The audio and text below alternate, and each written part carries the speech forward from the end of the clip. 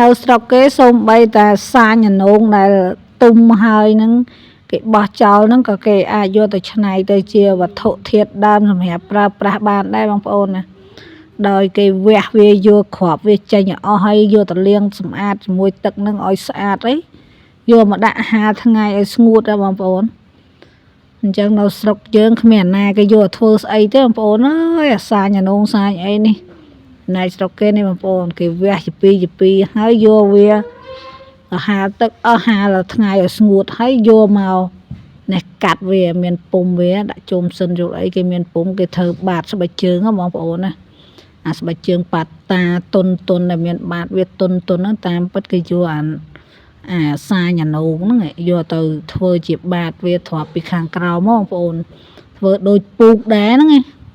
អញ្ចឹងដាក់ទៅតុនស្រួលពាក់អញ្ចឹងណាបងប្អូនបន្ទាប់ពីគេដេបាតដេអីរួចរាល់ហើយបានជាគេមកដេវាអាក្លុបវាពីខាងលើបងប្អូននេះចិត្តរួចរាល់ហើយគេចាប់ផ្ដើមដេចាំមើលគេយកបាតវាមកភ្ជាប់មកបងប្អូននេះរួចរាល់បាតស្អាតចែ